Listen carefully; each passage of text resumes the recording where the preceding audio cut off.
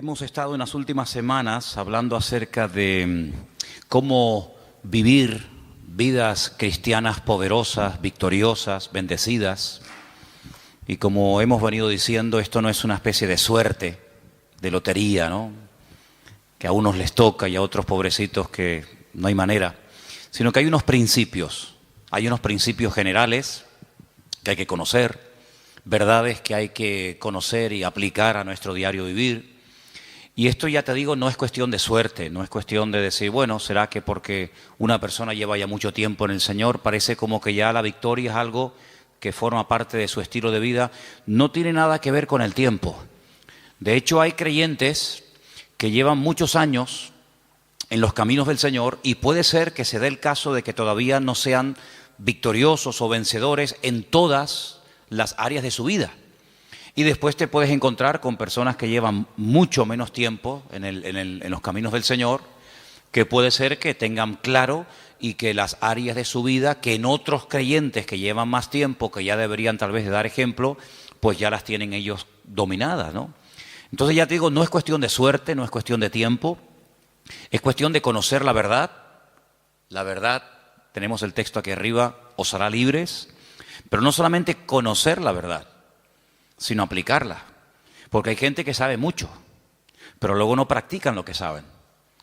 Y hemos estado viendo en las últimas semanas que hay una lucha, que es la lucha entre la carne y el espíritu. Vimos un poquito más acerca de esto el domingo por la tarde.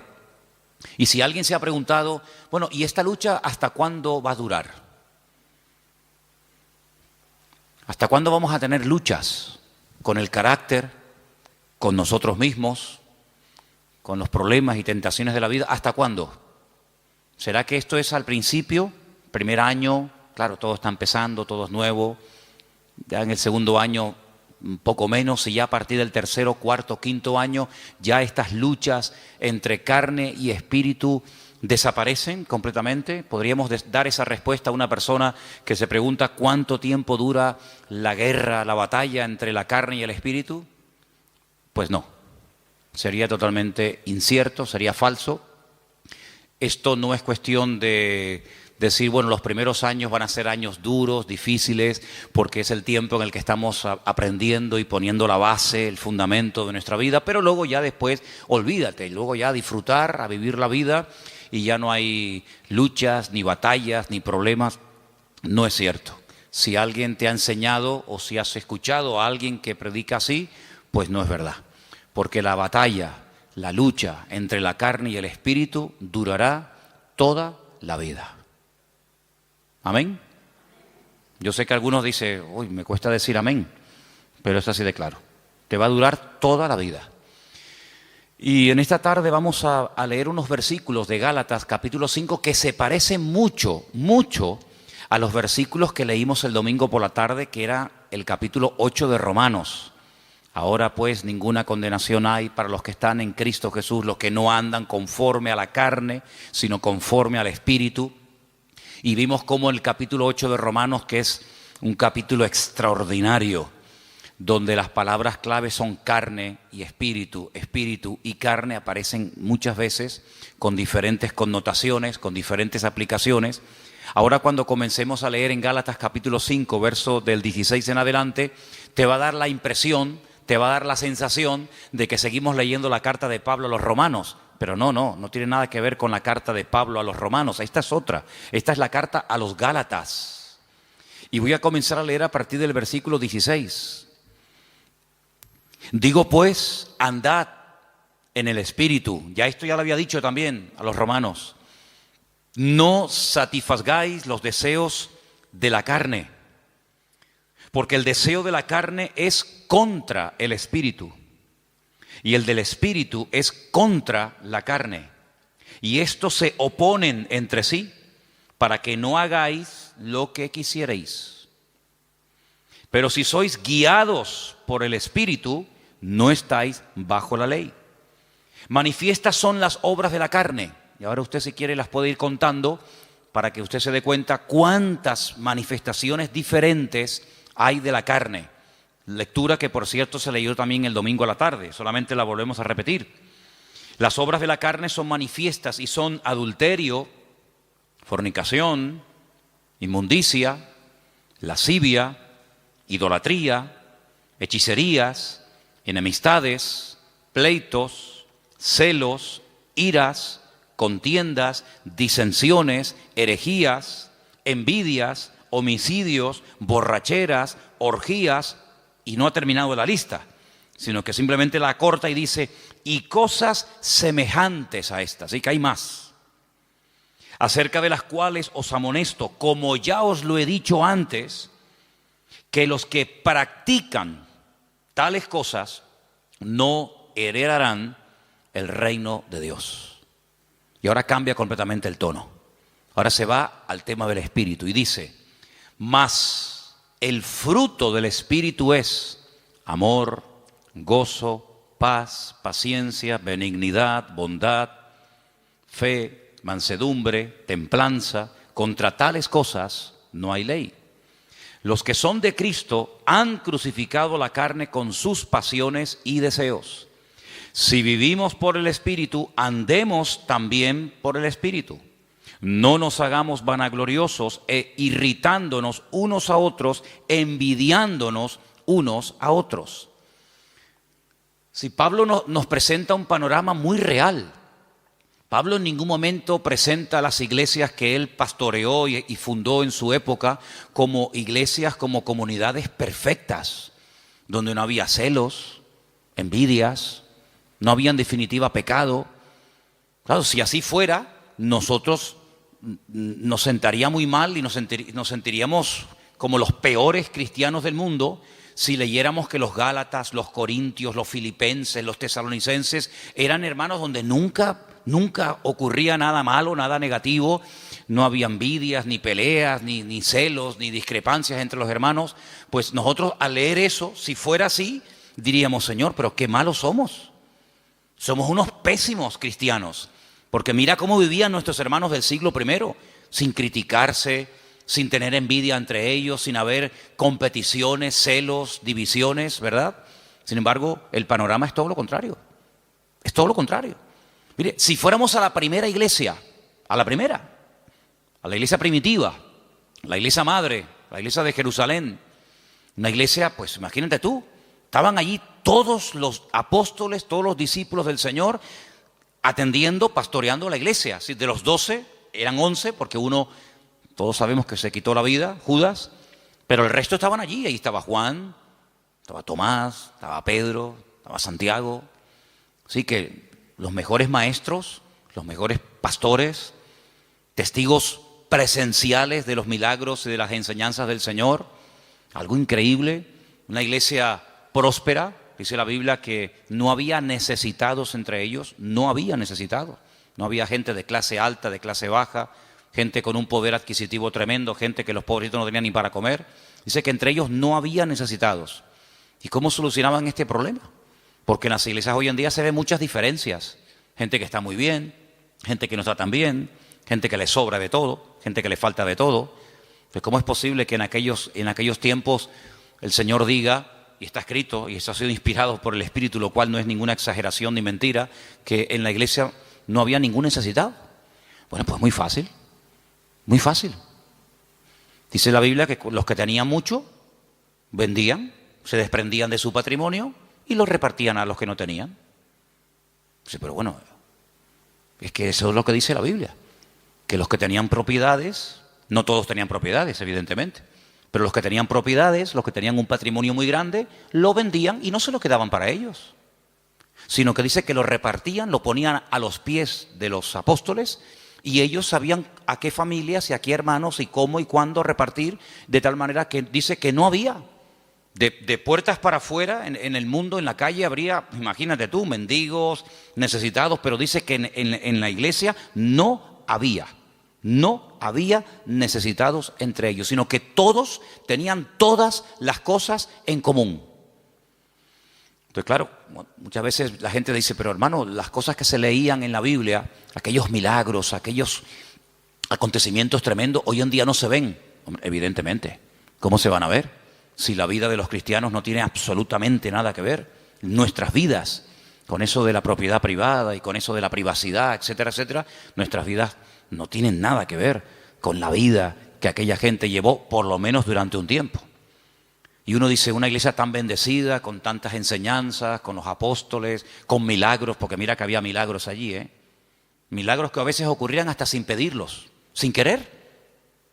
Pedro dice que un día iba al culto y cuando él iba caminando, claro, uno proyecta la sombra y dice que la sombra, ni siquiera imposición de manos, ni oración directa, sino su sombra, dice que cuando pasaba y caía por encima de los enfermos, eran sanados, la sombra de una persona, la sombra. Eso no lo hemos visto nosotros nunca, y no sé si alguna vez lo veremos, pero en aquellos tiempos era normal. Y cuenta la palabra que incluso había gente que vivían lejos, ya un poquito más adelante en los tiempos del apóstol Pablo, cuando ya era un apóstol, y dice que había personas que vivían lejos, incluso que tenían problemas con demonios terribles, y Pablo se quitaba una prenda de su ropa, un pañuelo o lo que fuera, y se lo mandaban a través de un familiar o de un vecino o de un amigo, y cuando se lo ponían encima aquella persona se sanaba, era liberado. Unas cosas increíbles, ¿no? Increíbles. Multitudes se convertían, un día 3.000, otro día 5.000. Los cultos de oración eran diarios, dice que todos los días subían a la hora tercera, a las 3 de la tarde, la hora de más calor, pues no había siesta, sino la siesta era culto de oración todos los días. Iban a entrar a la iglesia y la gente pedía y oraban por ellos y ya entraba. Imagínate tú, empezar el culto ya con sanidades y milagros y aún no había empezado el culto. Una iglesia increíble. ¿No te hubiera gustado formar parte, aunque sea un tiempito, de esa iglesia? ¿No te hubiera gustado escuchar? ¿Quién predica el jueves? Juan, el discípulo amado. ¡Wow! Y el domingo por la tarde, Pedro y Santiago. Y el próximo jueves, Tomás. Y el siguiente, una gloria increíble. Pero ¿cuál fue el primer problema de esa iglesia? ¿Cuál fue el primer problema? ¿Económico? No, porque no tenían problemas económicos. Porque ya ellos sabían cómo solucionar los problemas internos de la iglesia. Ellos sabían perfectamente, oye, no llega para tal. Pues no pasa nada, si no llega, yo tengo una casa, la vendo, pum, y con eso se paga no sé qué. Oye, que ahora no tenemos para no sé qué. No pasa nada, tengo un terreno. Ellos sabían perfectamente cómo solucionar los problemas económicos. Entonces, ¿cuál fue el problema de la iglesia? Si no fue económico, si no fue falta de crecimiento, si no fue mala doctrina, mala enseñanza o herejías, ¿cuál fue? Murmuración. ¿Cómo? ¿Pero cómo se pueden murmurar? ¿Cómo se pueden criticar unos a otros los hermanos en semejante iglesia? ¿Y por qué murmuraron? Porque cuando llegaba la hora de la comida, que por cierto, comían todos juntos porque era una especie de gran comunidad, pues no sé, dice que las viudas que eran de origen judío, parece, no sé si es algo que realmente era así, pues eran criticadas por otras viudas que dicen, mira, ella le has puesto 2 chuletas, a mí me has puesto una sola. Yo veo en el plato de ella que le has puesto 3 papas, a mí me has puesto 2, y las de ella son muy grandes, las mías son muy chiquititas. ¿Cómo puede ser que una iglesia tan bendecida y tan próspera y tan impactante y tan de todo, el primer problema que registre la Biblia fuera murmuración? Pues ese fue el primer problema de la congregación. Y de ahí nace la idea de nombrar diáconos, ayudantes, colaboradores, que cuando llegue la hora de la comida, pues ellos sean los que distribuyan y se evite este problema en la congregación, porque no vamos a permitir que por la comida y por la murmuración se frene el avance y se estropee el buen ambiente espiritual que hasta hoy hemos tenido. Y entonces dijeron, vamos a nombrar 7 hermanos de confianza, 7 hermanos que los vamos a poner como diáconos, que se van a encargar a partir de hoy de solucionar este tema. Porque nosotros no nos vamos a poner ahora a servir las mesas. Lo nuestro es otra cosa. Lo nuestro es la palabra, la oración, tener comunión con el Señor, atender espiritualmente al pueblo. Pero ahora si nos vamos a poner a dar de comida a miles y a miles de personas, se nos va el día en esto y al final no cumplimos con lo que teníamos que cumplir. Pero claro, pusieron unos requisitos. Dice que tenían que ser hombres llenos del Espíritu Santo, de fe y de buen testimonio y sabiduría, para servir las mesas.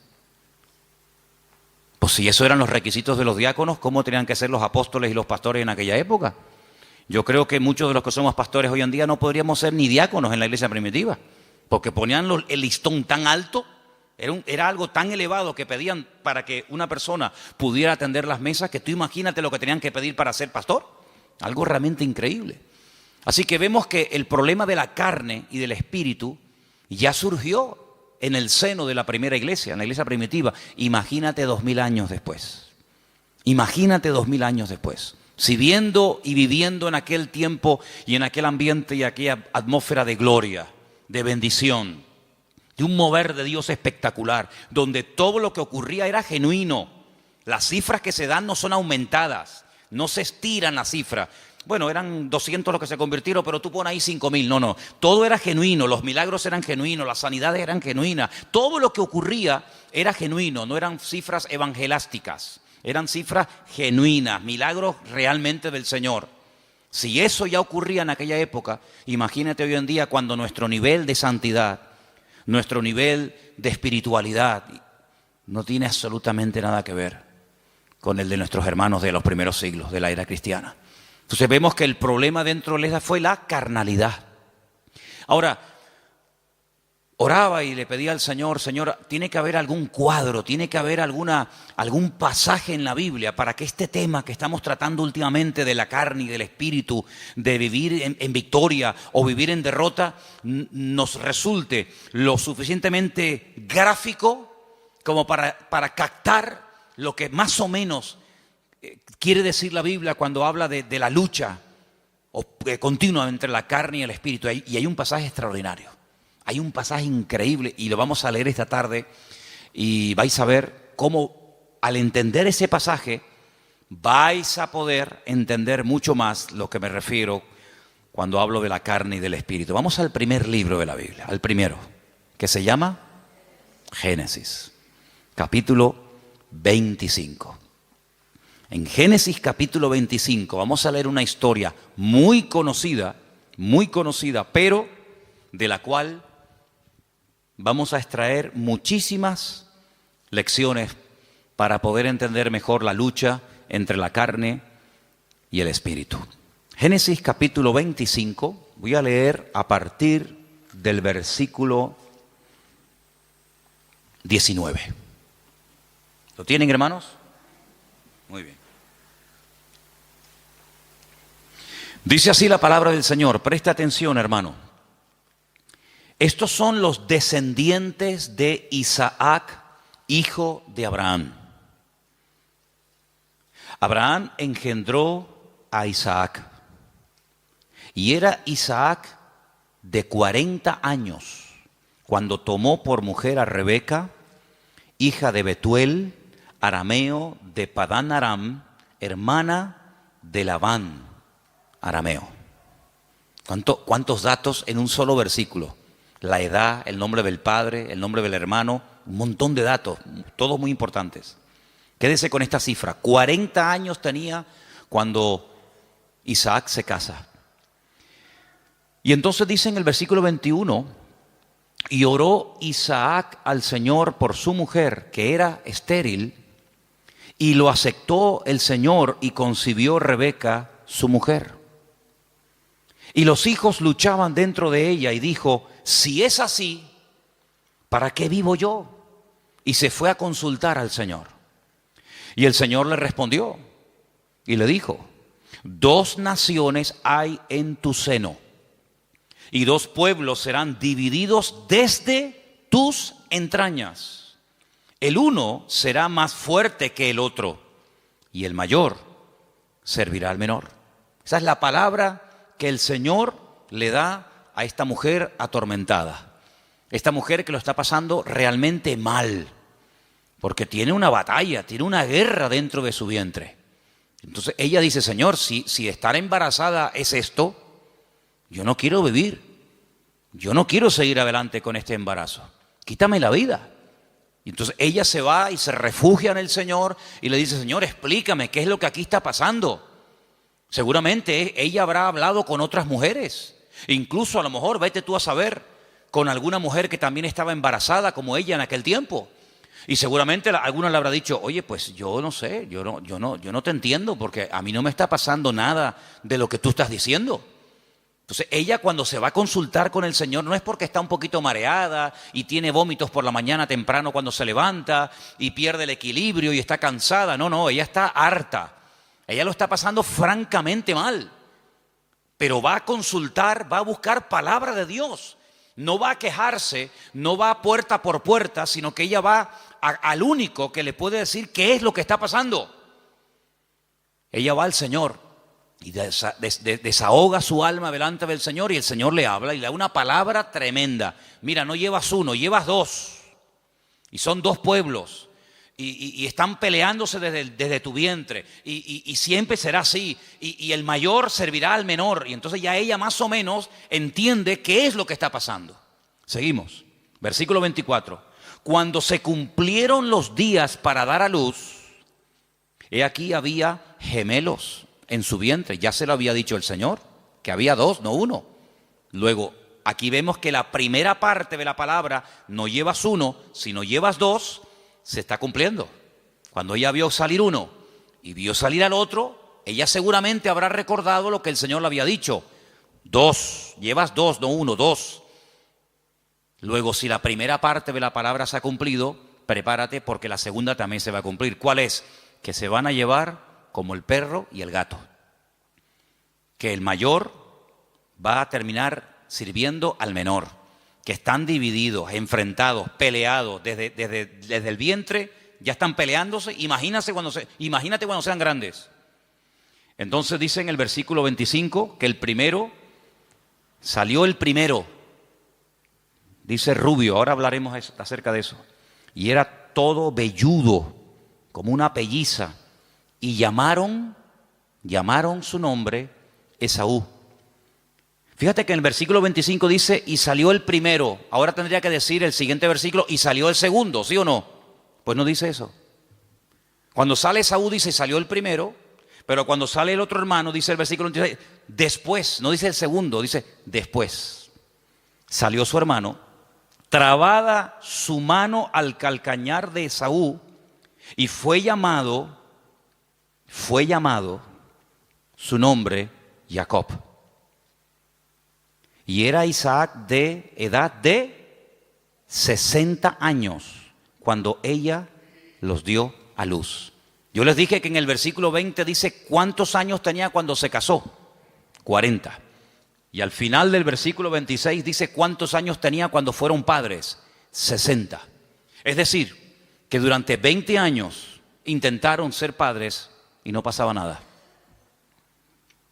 Dice la Biblia que ella era estéril. Pero Isaac sabía perfectamente que para Dios no hay nada imposible. Porque Isaac es el resultado de una oración de fe y de una intervención sobrenatural de Dios sobre su madre. Porque ustedes saben que los padres de Isaac fueron Abraham y Sara. Y la Biblia dice que eran gente muy mayor. Ella era de 90 y él de 100 años, tú imagínate. Y para colmo, ella también dice la Biblia que era estéril. Luego, humanamente hablando, entre la edad y el tema de la esterilidad, imposible. Pero él vive. Él sabe que su madre fue sanada cuando su padre oró por ella. Luego, ahora otra vez se repite por segunda vez en una mujer, en una matriarca, el mismo problema que Sara, es estéril. Y se volverá a repetir en la siguiente generación, en Raquel, sabemos, ¿no? Era Sara, era Rebeca y era Raquel. 3 generaciones seguidas de mujeres estériles, pero mujeres sanadas por el poder de Dios. Una generación le daba ejemplo a la otra y la otra a la otra y así sucesivamente. Se pasaban la fe de unos a otros. Por eso dice que era la fe de Abraham, la fe de Isaac, la fe de Jacob, el Dios de uno, el Dios de otro, el Dios de otro, ¿verdad? No se aprendían cosas en una primera generación y luego no llegaban esa segunda y se terminaba diluyendo la bendición, sino que la bendición iba de menos a más. Date cuenta que, por ejemplo, Abraham ora, Dios sana a su esposa y tiene 1. El hijo nace y ora por su esposa y tiene 2. Y nace el tercero, que sería el nieto, en este caso el hijo de Isaac, y en vez de 2, tiene 12 varones y una hembra. Luego la bendición siempre va de menos a más. Ahora, fíjate qué curioso, 40 años tenía cuando se casó, 60 cuando fue padre. Quiere decir que durante 20 años no hay registro en la palabra de que Isaac orara por este tema. Esta es la primera vez que encontramos a Isaac orando por un tema familiar.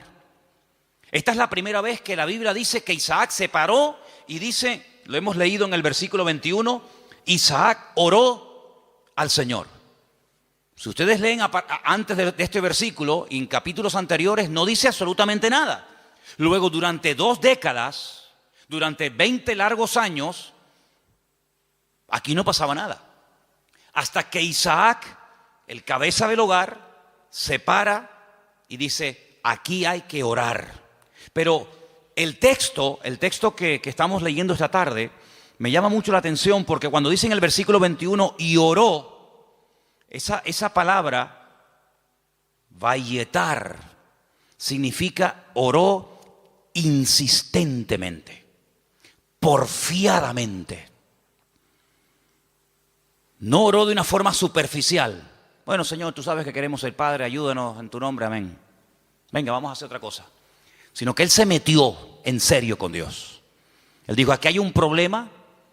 Curioso que no dice que su esposa también oró con él, sino dice que él se puso enfrente de ella a orar por ella. Eso es muy curioso.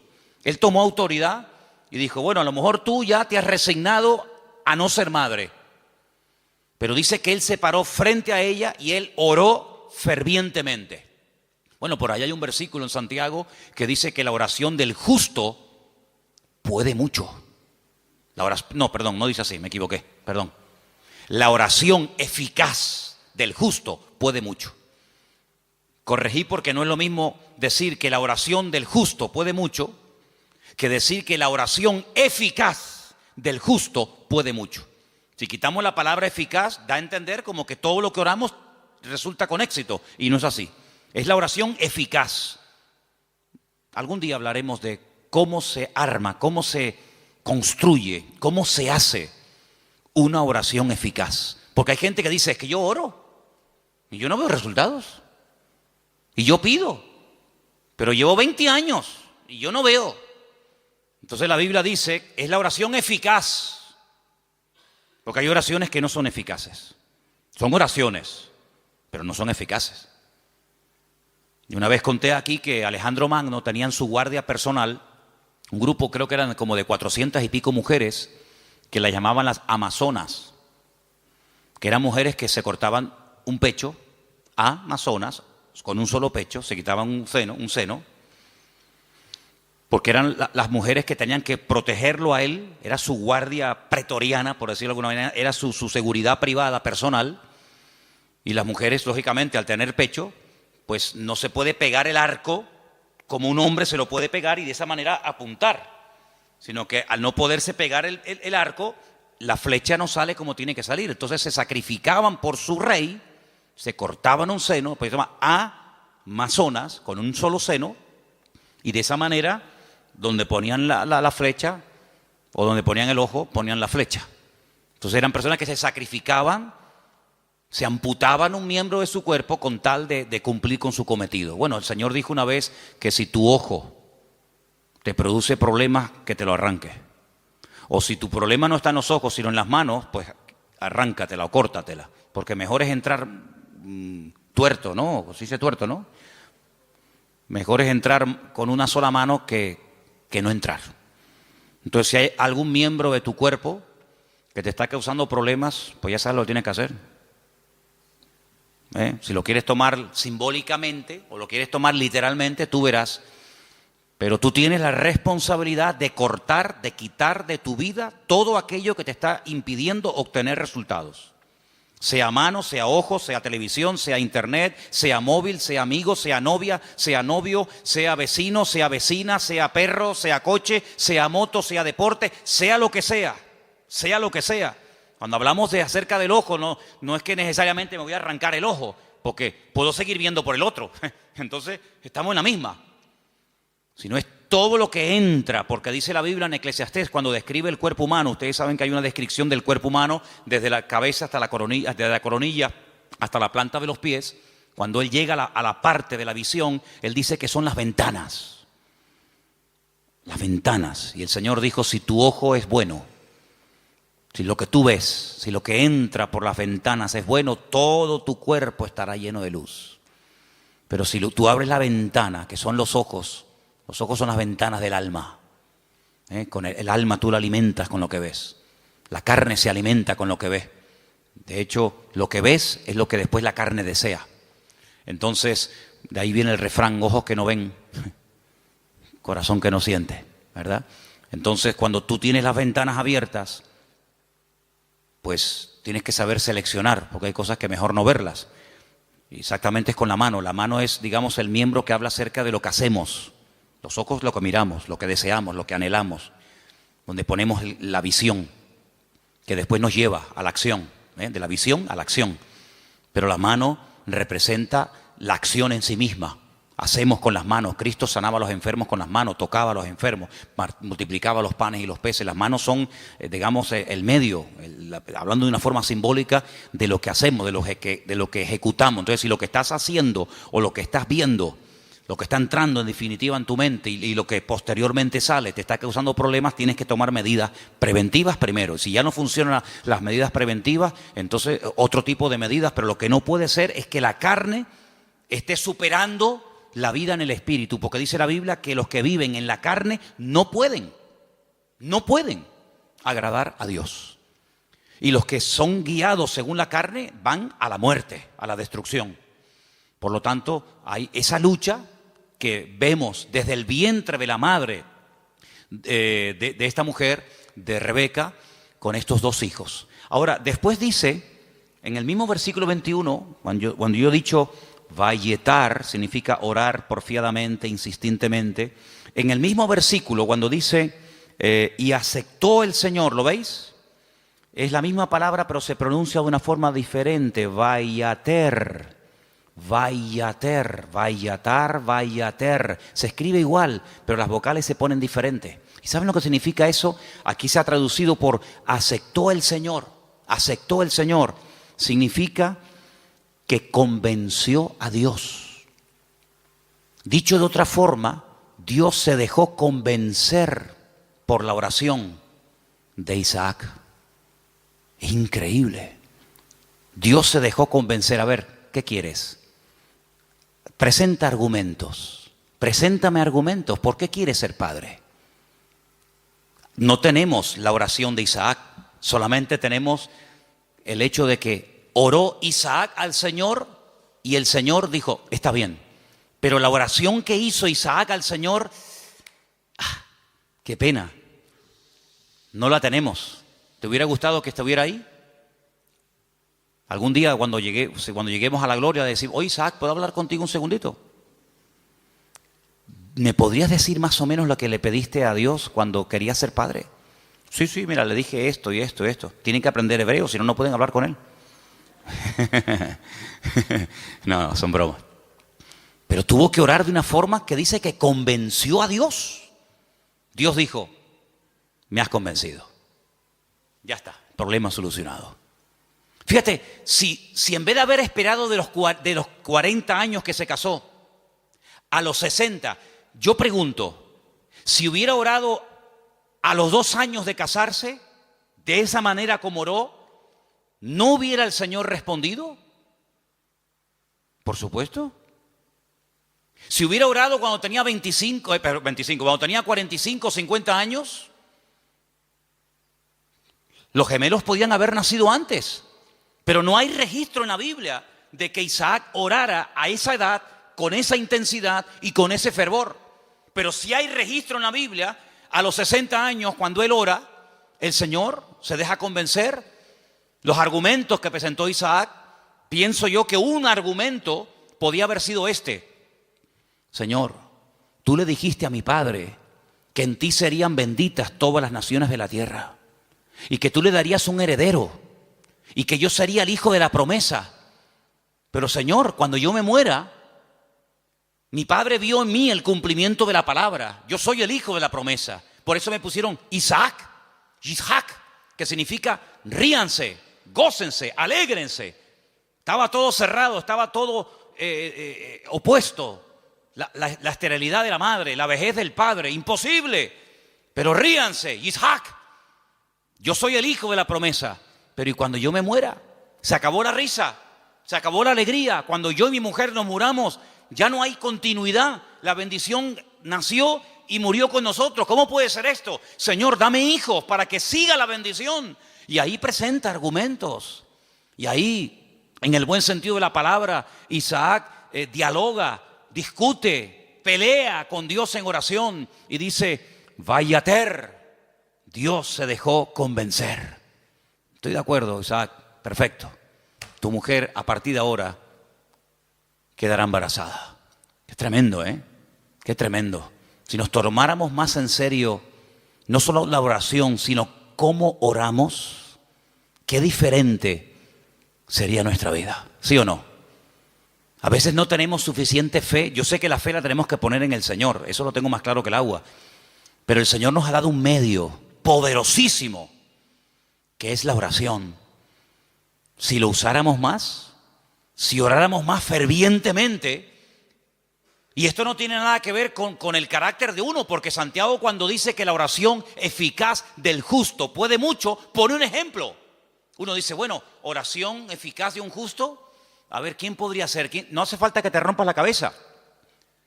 Santiago dice, Elías era un hombre, dice, sujeto a pasiones semejantes a las nuestras.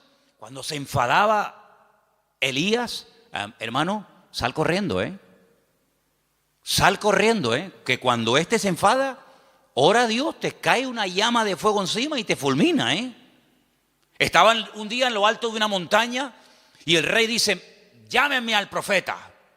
Y llega un capitán con sus soldados y le dice, varón de Dios. Así como no le gustó mucho el tonito, ¿no? No le gustó mucho la forma tal vez como se lo dijo. Y Elías se le queda mirando y le dice, varón de Dios, ¿no? Así como con rintintín. Si yo soy varón de Dios, que quede bien claro y que caiga fuego del cielo y lo hace. Los calcinó a los 50. Hicieron un asado ese día ahí en medio del campo. Al día siguiente el rey dice, bueno, esto habrá sido, no sé, una casualidad. Venga, vayan a buscarme a ese hombre. Varón de Dios, venga, date prisa. Sí, si yo soy varón de Dios, que quede bien claro. Ya van 100. Un olor a carne en la atmósfera había terrible, ¿no? Tercer grupo, vayan a buscarme a ese hombre. Cuando llega el tercero se tira a tierra y dice, gran varón de Dios, ten misericordia de mí, por favor, no me quemes. Te pido, te suplico. Así me gusta. Ahí se baja Elías. Así era Elías, amigo. Así era Elías. Alguien dijo en cierta ocasión que si el Señor no se lleva en un carro de fuego a Elías, le prende fuego a todo el país. Porque para él todos estaban mal. Claro, para él todos estaban mal. En un día, mató a 100 soldados. Días más tarde, a 450 profetas de Baal les cortó el cuello en el monte Carmelo. ¿Pero este quién es? Y después hablan los americanos de Rambo. Esto es increíble, es tremendo este hombre. El Señor se lo tuvo que llevar con él. Pero mira, era un hombre que se desanimaba, ¿sí o no? Señor, quítame la vida, estoy harto, me siento solo. Este no es mi sitio, no sé qué, orando tonterías. Una mujer le dice, mañana como no ponga tu cabeza en un plato, como tú pusiste en un plato la cabeza de mis profetas, y sale corriendo por miedo a una mujer. Claro, si Elías era tremendo, ¿cómo tenía que ser esta mujer? Porque para salir corriendo desde allí hasta donde fue corriendo, pero dice que era un hombre sujeto a pasiones semejantes a las nuestras. Se enfadaba, se desanimaba, se deprimía, oraba tonterías. Pero cuando oraba, amigo, cuando ese hombre entraba en guerra y en comunión con Dios, no había infierno que lo pudiera detener. ¿Te das cuenta? Entonces aquí encontramos un ejemplo de cómo este hombre ora. La mujer no dice que orara. Bueno, pero que tienes que orar eres tú, que para eso eres el hombre, para eso eres la cabeza. Y tú tienes que traer la bendición a tu casa. Y la bendición viene cuando tú buscas de Dios, cuando tú oras sinceramente. Mira, el peor defecto que puede tener un hombre no es que no predique. Hermana, si su marido nunca va a ser un predicador, no se enfade con él. No todos han sido llamados a predicar. Ese no es el mayor problema de un hombre. El mayor problema de un hombre es que no sabe cantar. No. Hermano, hay hermanos que el Señor los bendiga. Por ahí no van los tiros. Es que a mí me gustaría tener un hombre que cante, sí, pero mire, le tocó, no, no hay más, hermana. El problema de un hombre no es que no canta o no predica. ¿Tú sabes cuál es la peor desgracia que puede tener un hombre? Que no sepa orar. Ese es el problema más grande que puede tener una mujer, es que su marido no ora, que no sepa orar. Porque este hombre, cuando oró fervientemente y oró porfiadamente, insistentemente, automáticamente en la casa, todo cambió, todo cambió. Ahora, la oración trajo problemas, porque por la oración de Isaac, dice la Biblia, que su mujer lo estaba pasando mal. Pero ella, ¿qué fue lo que hizo? Lo que le enseñó su marido: vete a hablar con el Señor, déjate de quejarte, vete a la cámara secreta, y allí en la cámara secreta abre tu alma delante del Señor. Y el Señor le dio una palabra tremenda. A muy pocas gentes el Señor le da palabras específicas para sus hijos, y a ella se los dio. Vamos a leerlo otra vez. 2 naciones hay en tu seno, 2 naciones, 2 pueblos serán divididos desde sus entrañas. Es imposible la convivencia. Un pueblo será más fuerte que el otro pueblo, y el mayor servirá al menor. Tremendo. Este hombre cambió la situación de su casa porque oró por ella. Ahora, lo que me llama la atención, lo decíamos hoy en casa, que cuando su papá, cuidado con esto, cuidado, porque hay cosas que se transmiten a través de lo físico, de lo genético, pero también hay cosas que se transmiten de generación en generación por la vía espiritual. Si me sacan una célula de mi cuerpo, cualquiera que sea, y extraen un ADN de mi pelo, de donde sea, en un 99,9% ese ADN dirá que yo soy hijo de fulano de tal. Es inevitable, totalmente inevitable. Las famosas pruebas de paternidad. Ah, no, es que ese hijo no es mío. Sí, hazte una prueba de paternidad y ahí, amigo, ahí sale. O eres o no eres. Bueno, tal vez no. O eres o no eres. Lo genético, queramos o no, se transmite de generación en generación. ¿Y lo espiritual? Porque dice la Biblia que somos espíritu, alma y cuerpo. Luego transmitimos la genética, y como lo natural es un reflejo de lo espiritual, lo he dicho ya 1.000.000 de veces, pues si transmitimos lo genético, si transmitimos lo físico, lo espiritual, no te quepa la menor duda. Por ahí podríamos un día hablar largo y tendido sobre este tema. Dice la palabra de Dios que tal la madre, tal la hija. ¿Sí o no? Eso dice la Biblia. Tal la madre, tal la hija. No dice tal el padre, tal el hijo. Eso no lo dice. Pero la Biblia se dice tal la madre, tal la hija. Así que mamá, ten cuidado que le estás transmitiendo a tus hijos. Porque la madre transmite mucho más a los hijos de lo que te puedas imaginar. Mucho más a veces que un padre. ¿Qué te parece? La responsabilidad es tremenda. Así que si hay aspectos negativos espiritualmente hablando de tu madre o de tus antepasados, métete en la habitación con el Señor y que Dios corte todo eso lo antes posible. Para que no seas tú una víctima de cosas del pasado. Aunque un día hablaremos más detenidamente sobre todo esto. Pero lo que quiero decir con todo esto es que él no tomó una sierva. Él podía haber dicho, bueno, ¿qué hizo mi padre cuando oró y no venía yo, no nacía yo? ¿Qué hizo mi padre? Tomó una sierva. Era la costumbre de la época. La costumbre, no lo bíblico, no lo correcto. Por dejarse llevar por la costumbre, resulta que hasta el día de hoy estamos pagando las consecuencias de aquello. Porque no fue una palabra dada por el Señor como ahora el Señor le está diciendo a Rebeca lo que le está pasando, sino que fue una costumbre. Cuando la señora de la casa no podía tener hijos, o bien porque fuera estéril, o bien porque fuera demasiado mayor, la costumbre era una criada, la criada de la señora, la criada de confianza de la casa, pues podían tener relaciones sexuales, el amo con ella, y ese hijo que naciera se consideraba hijo legítimo del matrimonio. De hecho, había prácticas que a la hora de parir se ponía una debajo y otra arriba, y las dos hacían como que estaban pariendo, y no, era toda una historia, ¿no? Isaac podía haber dicho, bueno, pues yo voy a hacer lo mismo. Él no hizo eso. Porque él aprendió que imitar lo que otros hacen para obtener resultados no es lo correcto. No hay que imitar lo que hacen otros y mucho menos tomar costumbres y aplicarlas como si fueran principios bíblicos. Tú no tienes que imitar a nadie. Es que mi padre lo hizo, pero eso no significa que tú lo vas a hacer. Mira, hay un momento en la vida de Isaac en el que él tiene la tentación de hacer lo mismo que hizo su padre. No con la criada, ya eso lo dejamos bien claro, porque Isaac prefirió esperar en Dios 20 años que precipitarse y adelantarse, como hizo su padre con Agar, y fue un desastre. Que al final saben que tuvo que expulsarla, al hijo, etcétera, etcétera. Pero hay un momento en el que él quiere bajar a Egipto, porque su papá bajó a Egipto. Y entonces el Señor lo para y le dice, no, tú no bajas a Egipto.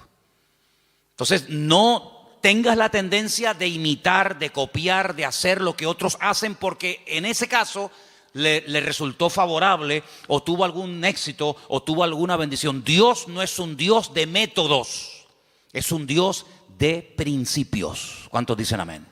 Usted no tiene que imitar, no es que, es como por ejemplo, usted sabe que cuando hay una persona enferma, siempre hay alguien que se te acerca a decirte lo que tienes que tomar. Cuando hace poco tenía la garganta mal, me afectó un poco la garganta, si yo me hubiera tomado todo lo que me dijeron, me hubieran envenenado. Me hubieran envenenado. No, tienes que tomarte tomillo con un poco de orégano y con una cuchara y una yema de huevo. Al rato venía otro. No, lo que tú tienes que hacer es tomarte gárgaras de limón con miel por la mañana. Venía otra. No, lo tienes que hacer de una infusión de jengibre. Si yo llego a mezclar todo eso, estaría muerto. Porque todos tenemos siempre la tendencia de decir a los demás lo que tienen que hacer. Y aquí vemos algo muy importante. Isaac dijo, mi padre hizo mal. Pero yo no voy a imitar a mi padre. Yo voy a orar al Señor, y aunque seguramente Isaac tenía muchas criadas y muchas siervas, yo no voy a hacer eso. Y eso se lo transmitió a su mujer, de tal manera que ella, cuando está mal, lo que hace es lo que su marido le ha enseñado. Vete a orar y el Señor te dirá lo que tienes que hacer. ¿Cuántos dicen amén? Tremendo, este pasaje me gusta muchísimo. Así que no toma el ejemplo de su padre, pero ahora vamos al versículo donde dice que los hijos luchaban dentro de ella. Dentro de ella.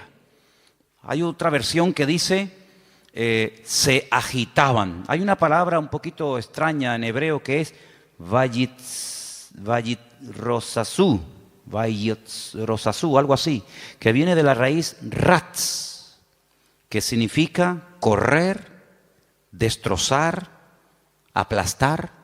Se estaban matando los hermanos en el vientre de la madre. No es que decía, échate un poquito para allá, como por las noches, ¿no? Cuando estamos durmiendo, sobre todo cuando hay calor, ¿no? Los matrimonios, cuando hay calor, que dice, échate para allá. Cuando hace frío, dice, échate para acá. No es que quedamos, para allá o para acá, depende de la estación. Échate para allá, échate para acá. No es que estaban ahí incómodos, ¿no? ¿Verdad? Sino que se estaban matando. Querían salir los dos antes de tiempo. Se estaban aplastando, se estaban dando una cuerada entre ellos tremenda. Ahora tú imagínate tener dos, si ya uno es complicado, imagínate tener dos que se están matando y peleando el uno al otro. Bueno, el otro día me contaron algo, yo no sé si era verdad o no, pero dice que una madre embarazada denunció a su hijo antes de nacer, porque le estaba dando un mal embarazo. Lo denunció. Y dice que un juez aceptó la denuncia y que cuando salga niño, no sé, lo llevarán a comisaría o le pondrán las esposas, yo no sé. Denunció al hijo porque le estaba causando problemas al embarazo. Oye, hay que estar de verdad. Después dicen que nosotros estamos locos, pero el mundo está, bendito sea Dios. Denunció al bebé que aún no ha nacido. Imagínate tú, su propia madre. Pórtate bien, que te portes bien, que no te muevas. Imagínate dos peleándose ahí, matándose y pellizcándose y pegándose puñetazos. Es que hay dos dentro. Y uno es completamente diferente al otro.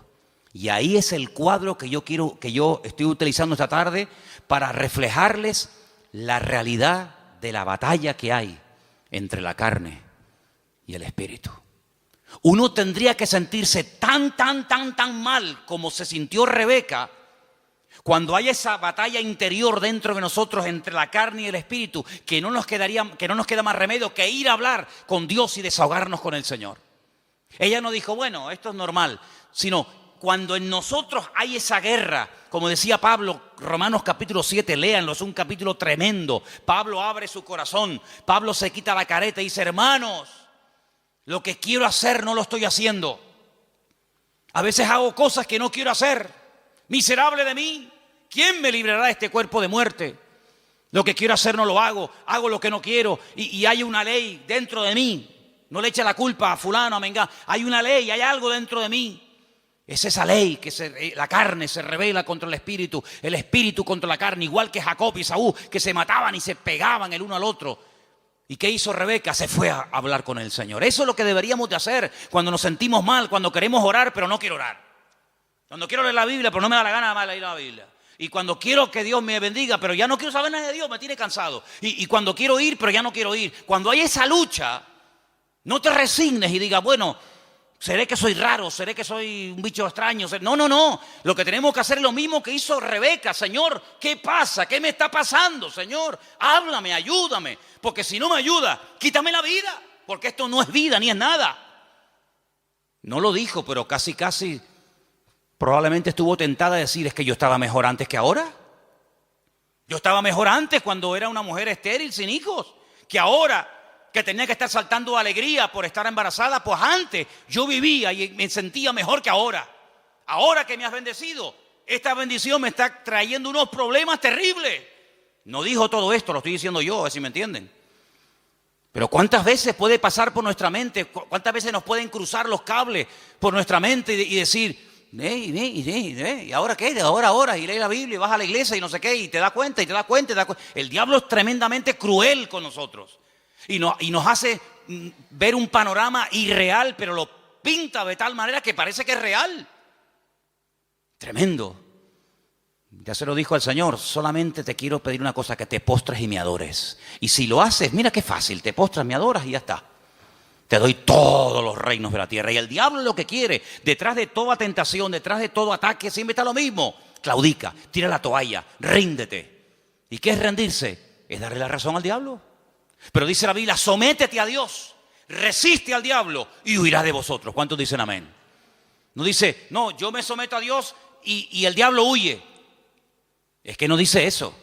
Es que no dice eso. Como tú te estés montando una vida cristiana diferente a los principios que dice la palabra, te vas a llevar cada palo, te vas a llevar cada desilusión, porque ves que haces cosas y no funcionan. Y no hay nada peor que hacer algo y ver que no funciona y te enfadas con Dios. Someteos a Dios, someterse a Dios. ¿Qué es someterse a Dios? Habrá que explicar a estas alturas lo que es someterse a Dios. Hermano, rendirse a Dios sin condiciones. Es que yo siento, es que yo creo, es que a mí me parece, es que yo haría. Someterse, rendirse. Tú has perdido la guerra, el que manda soy yo. No me digas a mí dónde tienes que vivir, cómo tengo que vestirte, cómo tengo que tratar, porque tú te has rendido. El que he ganado soy yo, y el que gana la guerra le dice al vencido cómo tienen que hacerse las cosas. No me vengas a poner condiciones. Someterse a Dios, rendirse a Dios. Ya no vivo yo. Muy bien, perfecto.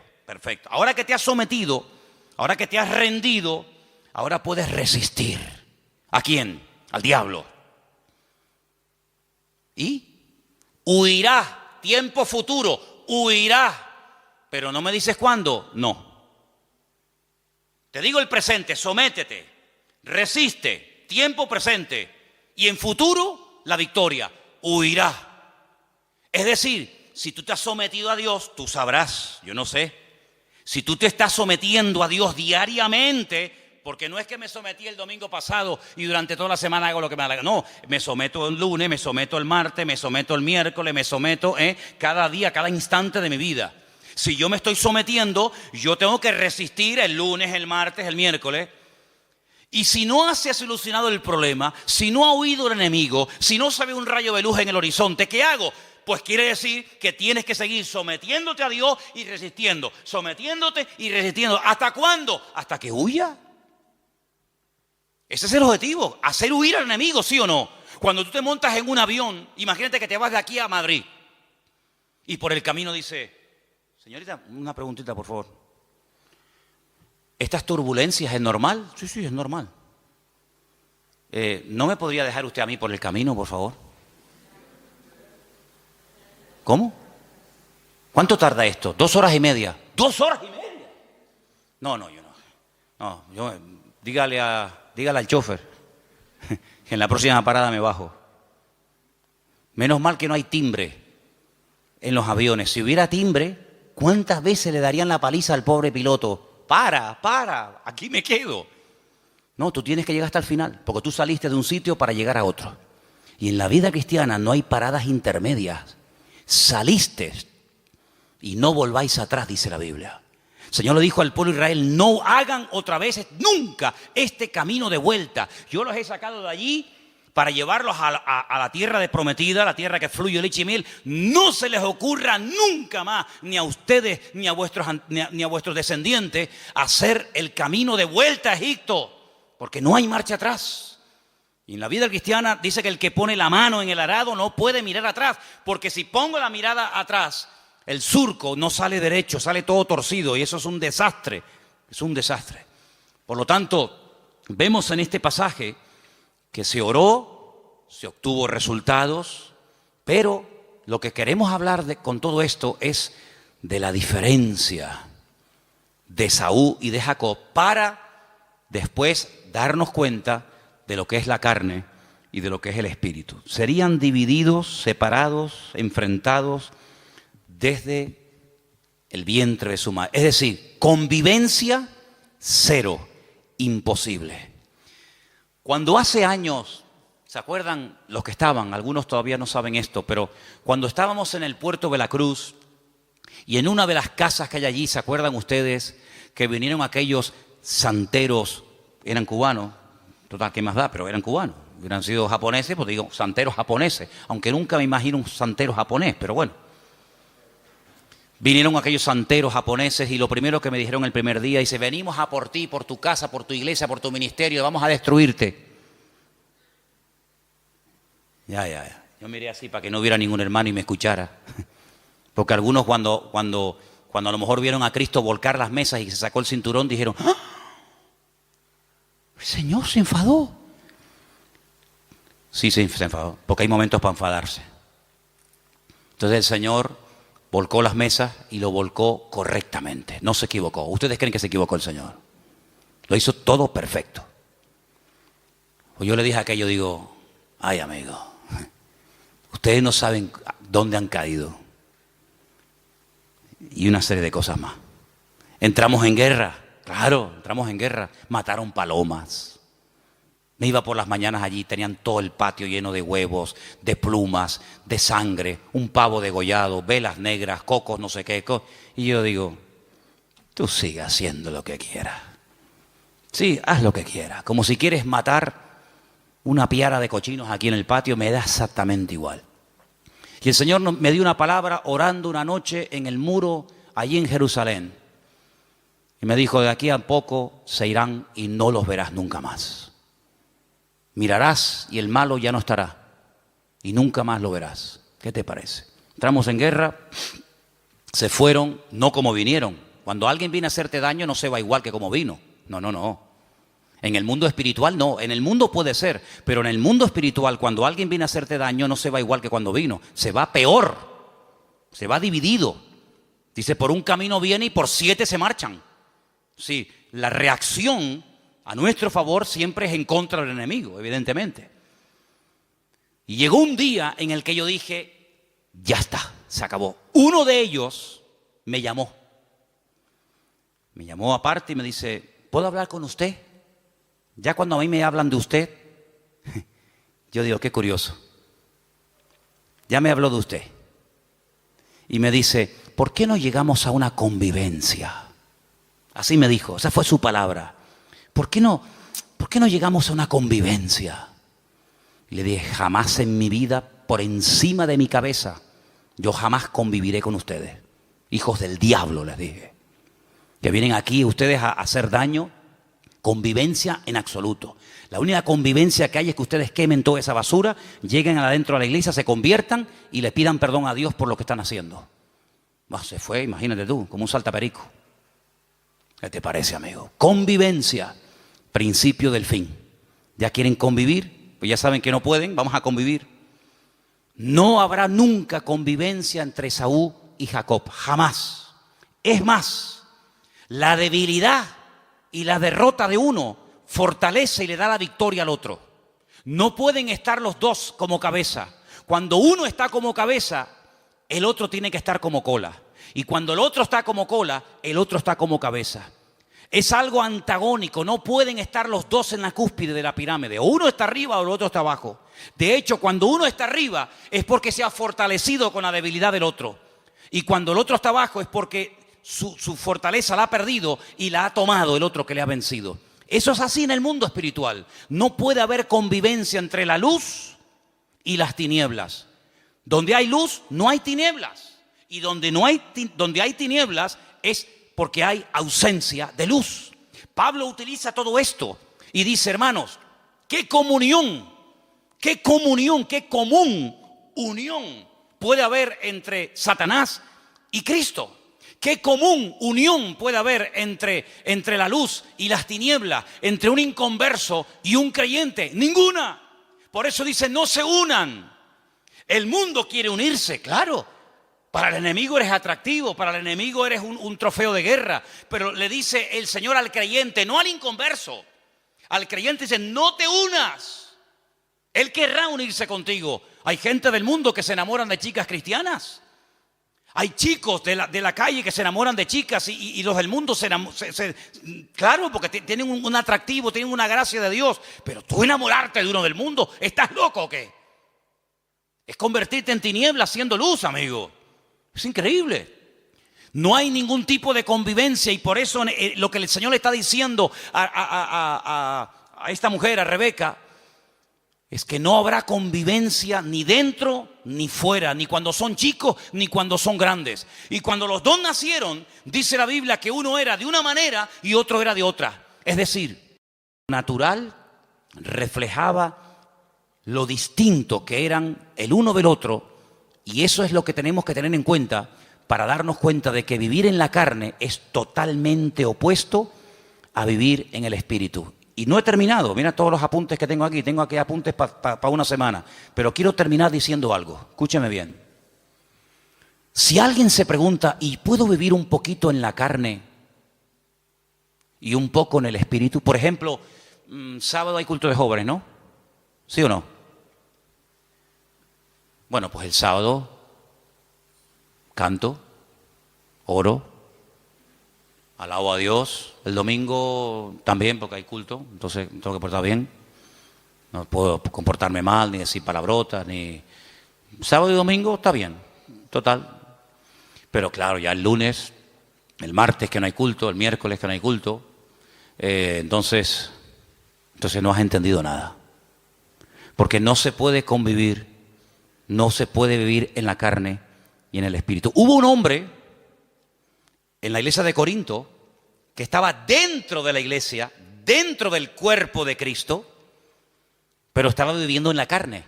¿Sabéis el caso, no? Dice la Biblia que el pecado que estaba cometiendo, cuando Pablo se lo comenta, dice, oye, pasa esto y esto. ¿Cómo?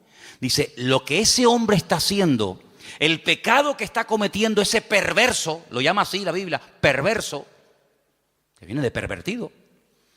Dice, ni los del mundo lo practican.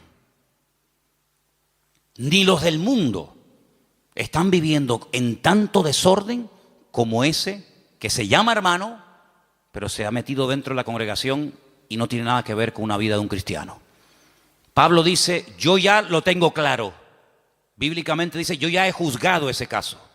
Yo ya lo he juzgado. Juntaos vosotros con mi postura, con mi espíritu, con mi determinación y cogerlo y sacarlo de ahí. Entréguenselo a Satanás para que destruya la carne a ver si su espíritu se salva. Una cosa increíble. Entonces le dijeron, mira, ven para acá, aquí no puedes venir más. Te estaba acostando con la mujer de su marido, de su padre, que a lo mejor no era su madre, pero podía ser la madrastra. Estaba teniendo relaciones sexuales con la mujer de su padre. Y Pablo dice, pues pero eso ni en el mundo se hace eso. Ni en el mundo se comentan esos pecados. Cójalo, dice que lo echaron fuera para que Satanás lo zarandeara, lo sacudiera. Cuando tú sales de la iglesia, el diablo te dice, ven. El 4 de junio tú estabas aquí en la plataforma llorando, diciendo, Señor, usa mi vida, voy a servirte, cuenta conmigo, diablo, te reprendo, te ato. Y el diablo escuchando. El diablo dice, hoy está eufórico, hoy está animado, le tocó el mensaje, está potente. Espérate la semana que viene. Cuando estás, no voy más a la iglesia, estoy desanimado. No sé qué. El diablo dice, ven para acá. ¿Qué me dijiste tú el otro día por la tarde? Te reprendo, diablo, fuera, diablo. Ven, te mete una sacudida en un minuto que tus 6 meses de cristiano te los tira por tierra, amigo. Te mete una tunda que en algunos casos algunos ni se levantan. Fíjate lo que te digo, ¿eh? Cuando ustedes oren, ustedes se están comprometiendo. El mundo espiritual oye, los demonios oyen, los ángeles oyen, Satanás oye, Dios oye. Y el mundo espiritual tiene una característica que a veces los seres humanos hemos perdido, y es que son pacientes. Son pacientes, saben esperar, son sigilosos como la serpiente, que están horas y horas y horas en un charco de agua colgados en un palo. Horas ahí sin moverse, no pestañean nada, esperando que pase una presa. Uno dice, vámonos ya, aquí no viene nadie, está uno pescando, llevamos 10 minutos, pues espérate un momento, si acabamos de llegar, vámonos ya. La serpiente está ahí esperando, 1 hora, 2 horas, hasta que ¡ra! Son así, amigos. Entonces el diablo en el mundo espiritual hay esa característica de saber esperar. ¿No dice la Biblia que está como un león rugiente? ¿Buscando a quién? ¿A quién devorar? A veces no lo tiene fácil, hay que ser sincero. A veces no encuentra uno una presa fácil. Pero cuando el lobo, cuando el león, cuando el animal que va a cazar, que vive de la carne, de lo que mata, va a cazar, no ataca al primero que ve. Jamás hace eso. Se sube en un lugar alto y observa la manada. Hay 3000 ñus, 200 cebras, 400 antílopes. ¿Y a dónde ataco? ¿A dónde voy? Espera. Y empiezan a observar. Uy, aquel camina raro. Empiezan a mirar. Va cojo, es mayor. Se cansa, va al último. Hacen una estrategia de tal manera que a ese, que no puede ir al ritmo de los otros, lo aísla, la manada se va, lo deja solo, y cuando está solo, encima, débil, enfermo, se le tiran encima y se acabó. El diablo es un ladrón que viene a hurtar, a matar y a destruir. Lo que le da fuerza al diablo en un país son los carnales. Lo que le da fuerza a los demonios en una nación, en un continente, son la gente carnal. Y por eso lo que tenemos que hacer es sacudirnos de la carnalidad. Porque la próxima semana, tal vez el domingo, la segunda parte del mensaje, veremos a dónde se llegó en la relación entre hermanos. Ya era insostenible aquello. Y entonces nos damos cuenta de que Esaú, el carnal, el malo, tenía una cosa que necesitaba urgentemente Jacob para poder triunfar en la vida. Y entonces vamos a descubrir qué es lo que tiene el mundo, qué es lo que tiene Esaú, que a nosotros nos interesa quitárselo, pero cuando se lo quitemos, ahí te quedas, Esaú. Entonces, hermanos, eso es lo que significa pelear la buena batalla. Se dan cuenta que hay tanto material, se dan cuenta que hay tanto tema, pero lo importante es que le digas al Señor otra vez. Sé que el domingo te pedí que lo dijeras, pero otra vez te pido que hoy lo hagas. Señor, no quiero vivir en la carne. Cierra tus ojos ahí donde estás. Quiero vivir sometido al Espíritu. No quiero el espíritu de Esaú. No quiero ser un carnal. No quiero ser una persona que menosprecia las bendiciones, sino que pelea para obtener la bendición de Dios. Isaac cambió su casa cuando oró y obtuvo resultados en el nombre del Señor.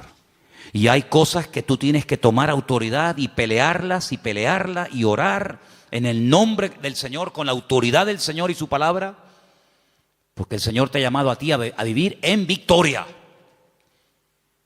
Y en esta noche yo quiero que tú le digas: Señor, quiero vivir en el Espíritu, ayúdame a vivir en el Espíritu, renunciando a la carne, renunciando a vicios, renunciando a viejos recuerdos, a costumbres, renunciando a todo lo que no trae gloria a Dios. Y en esta tarde me someto al señorío de Cristo. En esta tarde me someto a la palabra, al trato de Dios en mi vida. En esta tarde, Señor, me someto al Señor para que pueda resistir al enemigo y obtener victoria. Gracias, Padre, porque tú eres poderoso en mí.